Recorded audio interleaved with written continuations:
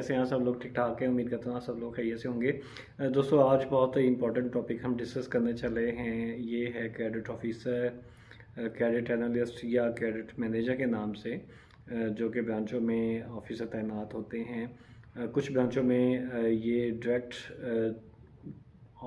Offers किए जाते हैं, मुख्तलिफ वैकेंसीज़ जो इनकी अनाउंस की जाती हैं। कुछ ब्रांचों में या बैंक्स में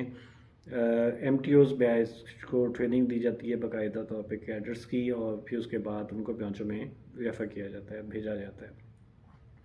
तो दोस्तों मेरी जितनी भी वीडियोस हैं वो मैंने आज से पहले जो बनाई, कैशियर्स के ऊपर बनाई, BSOs पे बनाई, BSMs या ब्रांच डेवलपमेंट ऑफिसर्स पे बनाई, वो तमाम JDs पे डिस्कस की आप लोगों से, और जी उनकी क्या क्या रिस्पॉन्सिबिलिटीज़ हैं और किस तरीके से वो अपनी जॉब को और ज़्यादा एफिशिएंट या सक्सेसफुल हो सकते हैं अपनी जॉब में। तो अगर जो दोस्त अब आप बैंक की तरफ आना भी चाहते हैं या बैंक्स में इंटरव्यू देना चाहते हैं, तो उनके लिए भी ये वीडियोस बहुत फ़ायदेमंद है। आज का जो टॉपिक है क्रेडिट ऑफिसर या क्रेडिट एनालिस्ट के ऊपर, वो भी इंशाल्लाह हम डीपली डिस्कस करेंगे इनकी JDs पे और इनकी रिस्पॉन्सिबिलिटीज़ पे कि क्या क्या इनकी JDs या रिस्पॉन्सिबिलिटीज़ होती हैं और किस तरीके से अपनी ये जॉब को और ज़्यादा सक्सेसफुल कर सकते हैं। दोस्तों ये याद रखिएगा कि जब भी किसी इलाके में कोई भी बैंक अपनी नई ब्रांच ओपन करता है, तो उस इलाके में डिपॉज़िट के साथ साथ क्रेडिट फैसिलिटीज़ को भी देखा जाता है।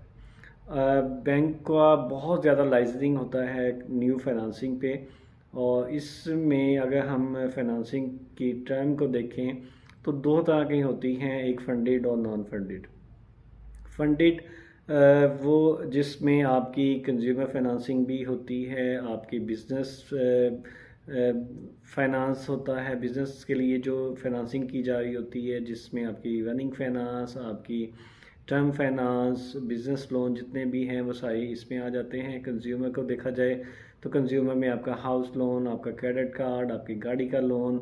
कुछ जो बैंक हैं वो तो बहुत ज़्यादा इस पे फोकस किए हुए हैं कंज्यूमर फाइनेंसिंग में, और इसके अलावा वो कंप्यूटर लेने के लिए, लैपटॉप लेने के लिए, इसके अलावा जनरेटर की फाइनेंसिंग भी है,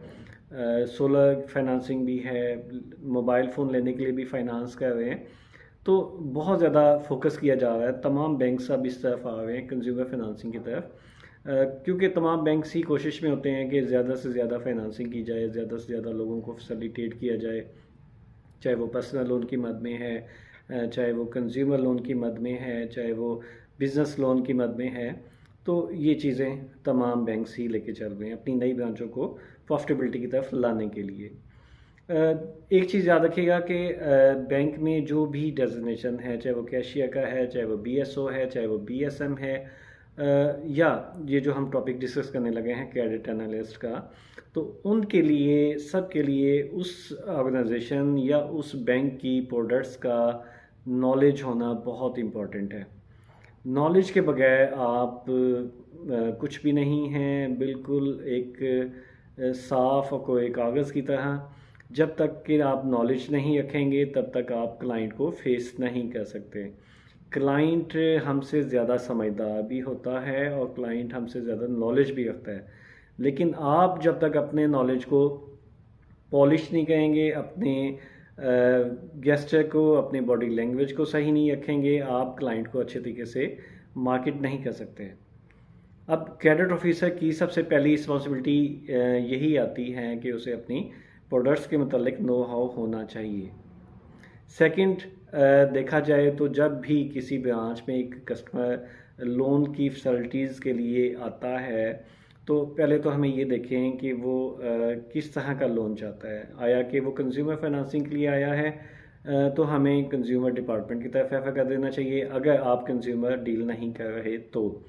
अगर वो बिज़नेस फाइनेंसिंग की तरफ आना चाह रहा है तो आपको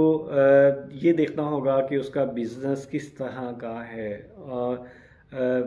कितने अरसे से वो बिज़नेस चल रहा है, और जी कौन कौन से डॉक्यूमेंट्स जो कि आपकी बैंक की फाइनेंसिंग की फैसिलिटीज़ लेने के लिए चाहिए होते हैं, वो तमाम डॉक्यूमेंट्स आपको चाहिए कि वन गो में उसे बता देने चाहिए। एक चीज़ याद रखिएगा कि जब भी कोई भी क्लाइंट किसी भी बैंक में आता है, चाहे वो फर्स्ट टाइम आया है या ऑलरेडी किसी बैंक के साथ फाइनेंसिंग उसकी चल रही है और वो आपके बैंक में आया है लोन लेने के लिए या बिजनेस फाइनेंस की कंडीशंस पूछने के लिए या आपकी प्रोडक्ट्स के मतलब जानने के लिए, तो CNAC जो होता है वो आपकी स्टार्टिंग चीज़ है कि आप उसका CNAC नंबर के तहत जो है उसकी आईडी कॉपी लें और ECIB फॉर्म जो है वो आप उसकी फ़िलअप करने के बाद इसकी ECIB जनरेट करवाएं। ECIB क्या चीज़ है? अब ECIB स्टेट बैंक ने एक डाटा लॉन्च किया कि जितने भी पाकिस्तानी हैं जो कि बिजनेसमैन हैं या कंज्यूमर फाइनेंसिंग की तरफ हैं या फंडेड या नॉन फंडेड किसी भी तरह का लोन लिया हो अगर उन्होंने, तो उनका डाटा कंक्लूड होता है स्टेट बैंक के पास। अब अगर एक आम इंसान जो कि उसने अगर किसी बैंक से गाड़ी फाइनेंस की है तो उसकी जो गाड़ी की फाइनेंसिंग है उसकी क्या टर्म एंड कंडीशंस हैं, कितना उसने लोन फाइनेंस किया, ये तमाम चीज़ें वो बैंक जिस बैंक से उसने फाइनेंस करवाया था वो हर मंथ के एंड पे अपनी रिपोर्ट जनरेट करता है ECIB डाटा की कंपाइल करके, वो अपने ग्रुप ऑफिस के थ्रू स्टेट बैंक में वो जमा होती हैं। स्टेट बैंक की वेबसाइट की आईडी किसी न किसी ग्रुप ऑफिस में होती है उस बैंक की, तो वो वहाँ पे उनका डाटा कंपाइल करते हैं।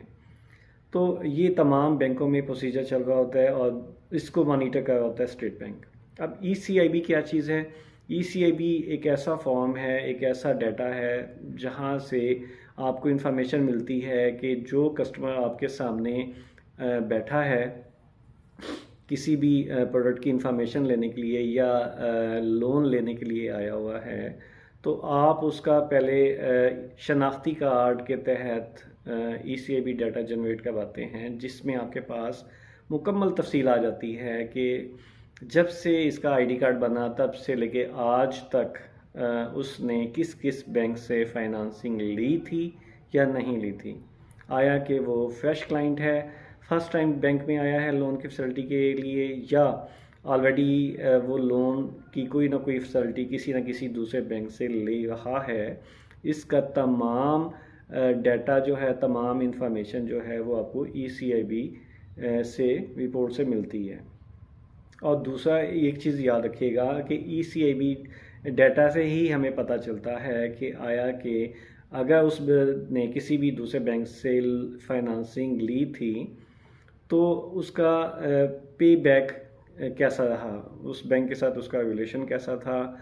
आया कि मार्कअप वो पूरे टाइम पे देता था कि नहीं देता था, और उसकी लिमिट रिन्यू हुई या नहीं हुई, कहीं वो डिफ़ॉल्ट में तो नहीं गई या कहीं वो राइट ऑफ तो नहीं हुई। अगर लेट पे हुई तो प्लस 30 डेज़ 60 डेज़ या 90 डेज़ में हुई। तो ये तमाम चीज़ें हमें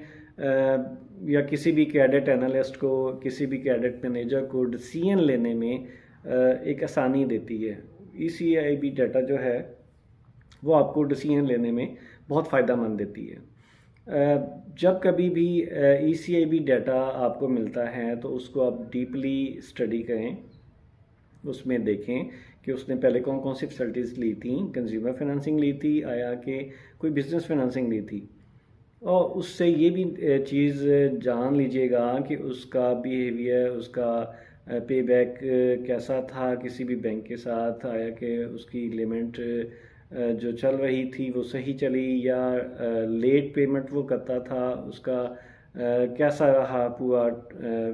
1 साल 2 साल या जितने भी साल उसने किसी भी बैंक से फाइनेंसिंग ली हुई थी तो उसके साथ बिहेवियर उसका कैसा है। तो ये चीज़ आपको फर्स्ट ऑफ ऑल पहला स्टेप जो है ECIB ही आपको सपोर्ट करती है कि जो कस्टमर आपके सामने आया हुआ है उसको आप फाइनेंस कर भी सकते हो कि नहीं। अगर तो वो बंदा राइट ऑफ है तो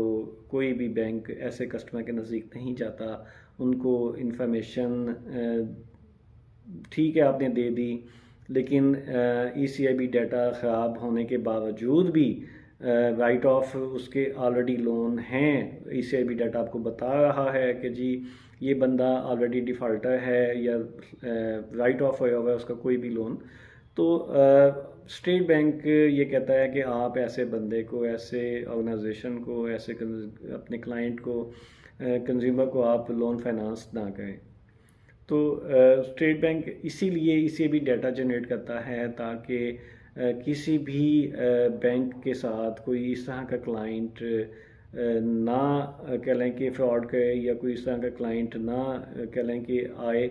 कि जो कि बैंक की साख्त को या बैंक को मुतासिर करे। तो ये तो हुआ ECIB डाटा। अब ECIB डाटा जब आपको मिल गया तो उसके बाद आपने डिसीजन लेना है कि जी आया कि ये वाकई जो कस्टमर आपके सामने है वो कि उसको आप लोन दे सकते हो कि नहीं दे सकते। देन आपने उसका बिज़नेस का देखना है कि उसका वो आपको शो करती है उसकी अकाउंट स्टेटमेंट आप उसकी जनरेट करवाएं, चाहे वो आपके बैंक में है, चाहे वो किसी भी बैंक में है। तो उससे आपको उसकी ट्रांजैक्शंस जो होती हैं किसी भी अकाउंट की, तो वो आपको बताती हैं कि इसका कैश फ्लो कैसा है। कैश फ्लो की बेस पे आपको कस्टमर की वर्थ पता चलती है कि उसकी वर्थ कैसी है। आया कि एक क्लाइंट अगर आपके सामने आता है, वो कहता है जी कि मैं पिछले 5-10 साल से बिज़नेस कर रहा हूँ और जी मेरा बड़ा ज़बरदस्त बिज़नेस है और जी बहुत मेरी अच्छी कह लेना कि मार्केट वैल्यू है और जी बहुत एक नाम है मेरे बिज़नेस का। तो लेकिन उसके मुकाबले में जब आप स्टेटमेंट देखते हो तो स्टेटमेंट में उसकी कोई कैश फ्लो या कोई ट्रांजैक्शन इतनी ख़ास नहीं है, हत्ता कि वो मिलियंस में भी नहीं है, जस्ट हज़ारों में है। तो हाउ यू कैन डिसाइड कि कैसे आप डिसीजन ले सकते हो कि ये क्लाइंट आपका वैल्यूएबल क्लाइंट बन सकता है या आपको इस क्लाइंट को फाइनेंस करना चाहिए। तो ये डिसीजन जो है आपकी स्टेटमेंट जो है, किसी भी कस्टमर की जो स्टेटमेंट है वो भी आपको बहुत सपोर्ट करती है कि आया कि उस क्लाइंट को फाइनेंसिंग देनी चाहिए कि नहीं देनी चाहिए। आज हम इस टॉपिक को यहीं पे क्लोज़ करेंगे। नेक्स्ट वीडियो में इंशाल्लाह मैं आपको इसकी